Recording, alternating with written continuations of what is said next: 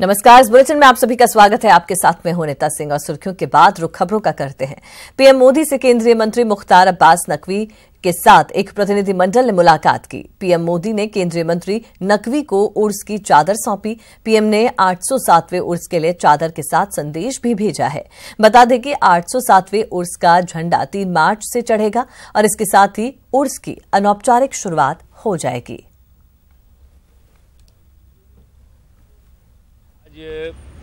प्रधानमंत्री श्री नरेंद्र मोदी जी से अजमेर शरीफ के अंजुमन के जो सदर हैं वो, उसके अलावा जो है वो तमाम जो और सामाजिक क्षेत्र में काम करने वाले, कला के क्षेत्र में काम करने वाले और सांस्कृतिक क्षेत्र में काम करने वाले प्रमुख लोग आज प्रधानमंत्री नरेंद्र मोदी जी से मिले और प्रधानमंत्री नरेंद्र मोदी जी के नेतृत्व में देश में जिस मजबूती के साथ देश की तरक्की के लिए, देश के सम्मान के लिए, देश की सुरक्षा के लिए काम हो रहा है, उसके लिए सभी लोगों ने उन्हें बधाई दी और ये भी कहा कि उनके नेतृत्व में एकजुटता और एकजहती और सौहार्द का जो एक ऐतिहासिक माहौल बना है, उस माहौल के लिए प्रधानमंत्री नरेंद्र मोदी जी बधाई के पात्र हैं और उनके नेतृत्व में आज देश जहां एक तरफ तरक्की कर रहा है, वहीं दुनिया में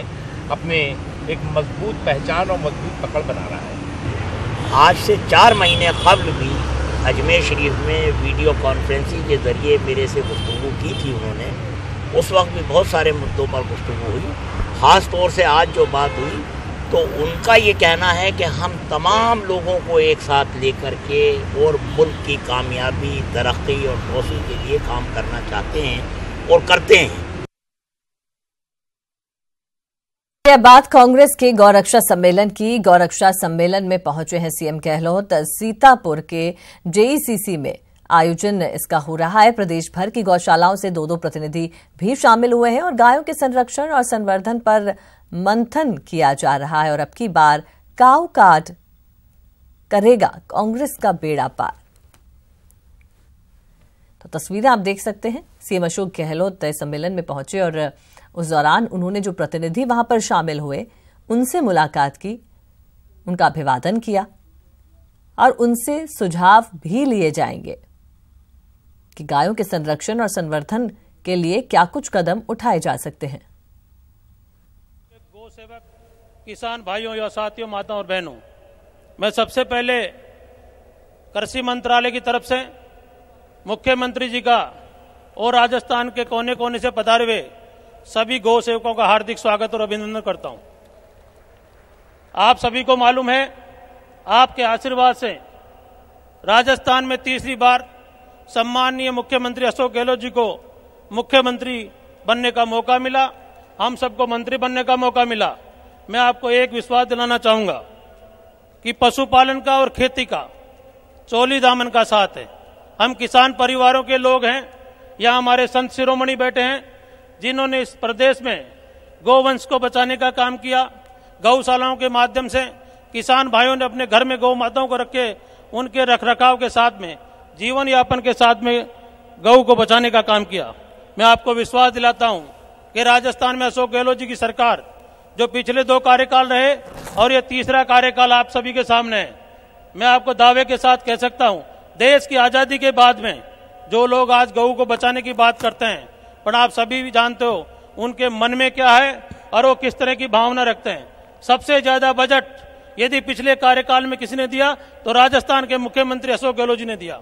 आज 1800 गौशालाएं रजिस्टर्ड है।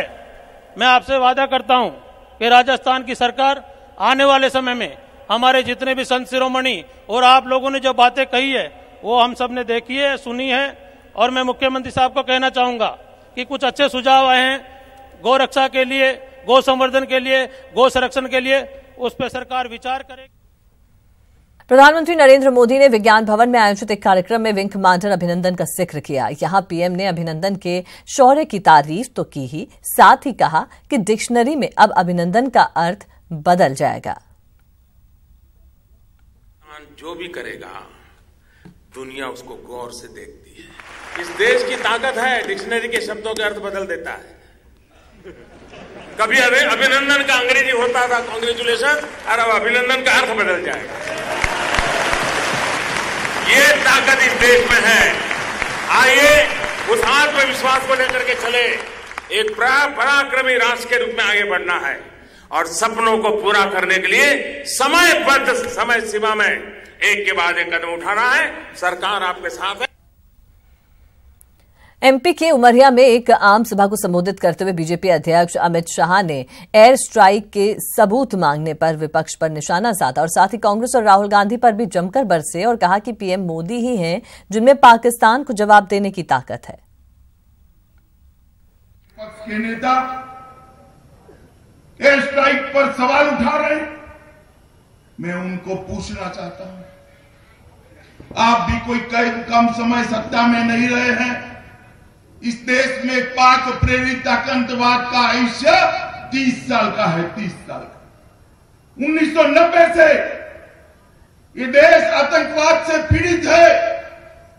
आज राहुल बाबा एंड कंपनी इसका राजनीतिकरण का हम पर आरोप लगा रही है। अरे राजनीतिकरण छोड़ो राहुल बाबा, कभी ये आतंकवादियों को जवाब देने का जज्बा था, आप में जज्बा था, ये देश की जनता आपको। 26/11 पर हमला हुआ, आपके 10 साल में देश के 26 ठिकानों पर बम धमाके हुए। कभी आतंकवादियों को जवाब दिया था क्या? सोनिया मनमोहन की सरकार थी, मौनी बाबा की सरकार थी, और मौन लेकर खड़े रह गए थे आप लोग। हिम्मत नहीं थी देश के जवानों के खून का बदला लेने की, हिम्मत नहीं थी पाकिस्तान को मुंह तोड़ जवाब देने की। ये नरेंद्र मोदी जी है जिन्होंने देश की इस अपेक्षा को पूर्ण करने का काम।